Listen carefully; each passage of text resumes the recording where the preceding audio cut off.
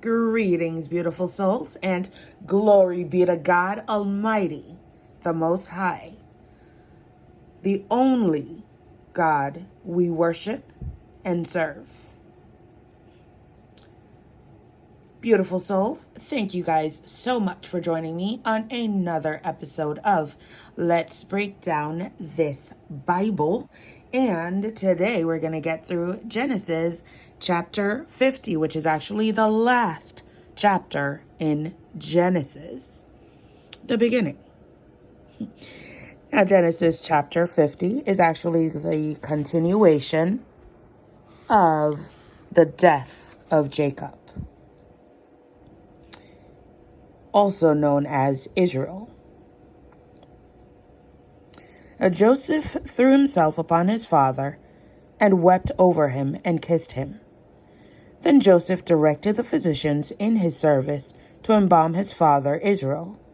So the physicians embalmed him, taking a full 40 days, for that was the time required for embalming. And the Egyptians mourned for him 70 days.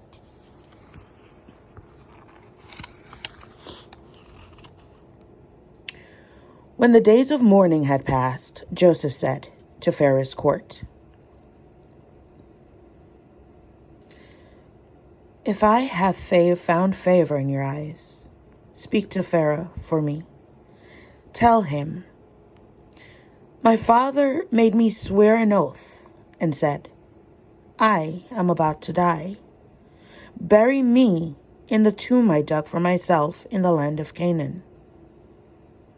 Now let me go up and bury my father. Then I will return." Pharaoh said, "Go up and bury your father as he made you swear to do." So Joseph went up to bury his father. All Pharaoh's officials accompanied him, the dignitaries of his court and all the dignitaries of Egypt, besides all the members of Joseph's household and his brothers and those belonging to his father's household. Only their children and their flocks and herds were left in Goshen. Chariots and horsemen also went up with him. It was a very large company. When they reached the threshing floor of Atad, near the Jordan, they lamented loudly and bitterly, and there Joseph observed a 7-day period of mourning for his father. When the Canaanites who lived there saw the mourning at the threshing floor of Atad, they said, "The Egyptians are holding a solemn ceremony of mourning.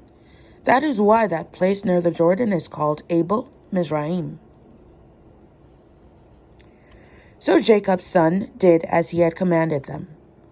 They carried him to the land of Canaan and buried him in the cave in the field of Machpelah, near Mamre, which Abraham had bought as a burial place for Ephron the Hittite, along with the field. After burying his father, Joseph returned to Egypt, together with his brothers and all the others who had gone with him to bury his father.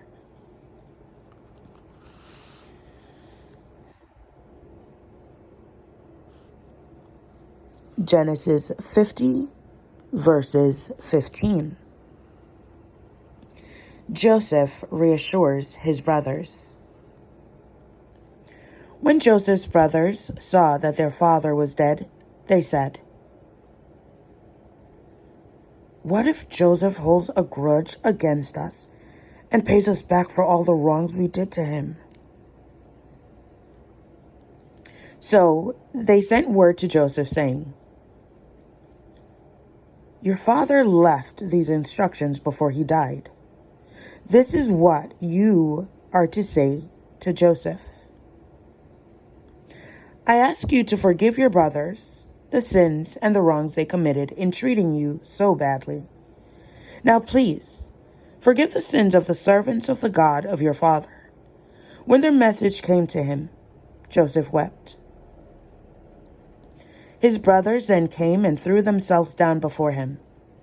"We are your slaves," they said. But Joseph said to them, Don't be afraid. Am I in the place of God? You intended to harm me, but God intended it for good to accomplish what is now being done, the saving of many lives.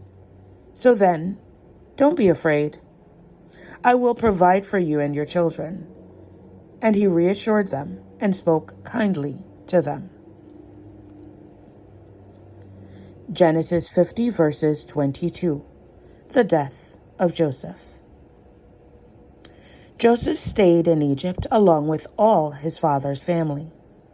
He lived 110 years and saw the third generation of Ephraim's children. Also, the children of Machir, son of Manasseh, were placed at birth on Joseph's knees. Then Joseph said to his brothers, I am about to die, but God will surely come to your aid and take you up out of this land to the land he promised on oath to Abraham, Isaac, and Jacob.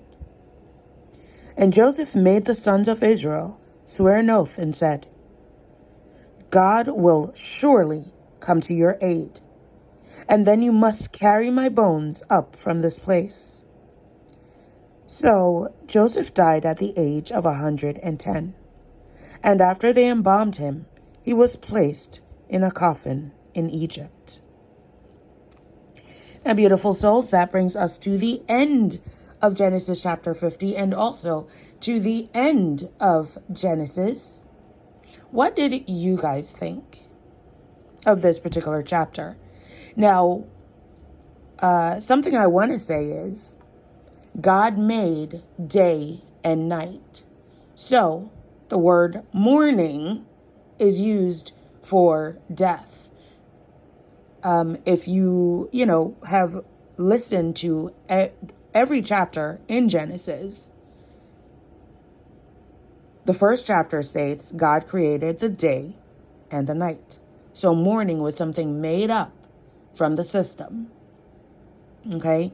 And if you notice, mourning is basically used when somebody dies. So when you say mourning, you're basically putting a spell, casting a spell on the person you're saying it to. Okay? It is said that we are in the land of the dead. So, when somebody says mourning to you, it literally means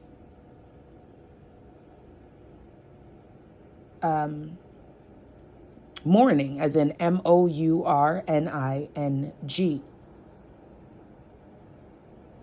Okay?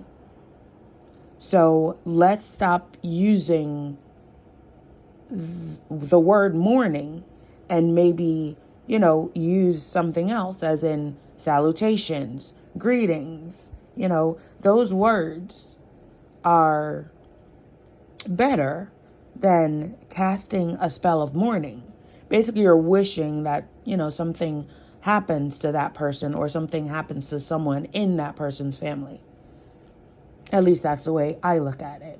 Tell me what you guys think about that. The next thing, I'm not sure if you guys realize it, but you can actually trace your ancestry from Shem, Ham, and Japheth. We are the Semites, the Aboriginals. Okay? And there are also 12 tribes, which came from Jacob/Israel, because, his name was changed to Israel. So there are 12 tribes which we are each from. You can basically trace it right back. So what I'm going to do in the next video is basically show you the family tree that I drew up for us, in order for us to better understand. So before we go to Exodus, ruler of the people. Before we go to Exodus, which, guys, I've been waiting to get through this, okay? And if you have followed my I've been waiting to get to Genesis in order to get to Exodus. Now, mind you, I basically read Genesis twice. And that was due to the censoring. Because, on my Instagram channel, you'll see that I stopped making those videos live. Why? It kept on getting censored, shut down, and I basically had to start all the way from the beginning and, on this YouTube channel. So hopefully you guys loved it. I totally enjoyed it because, here I was able to locate our ancestral information. And also, I was able to find out how we got from Israel to Egypt. Okay? If you guys have anything to add, any comments, anything I missed, please leave it below. The next video will basically feature the family tree that I drew up for us, as well as any thoughts in regards to Genesis. All right? And then, of course, in the video after that will be all about Exodus, beautiful souls. So, thank you guys once again for joining me on another episode of Let's Break Down This Bible. Remember, like, share, subscribe, and I'll see you guys on the next episode. Have a beautiful day, beautiful souls. And thank God for an amazing day. Glory be to God. Talk to you guys soon. Bye.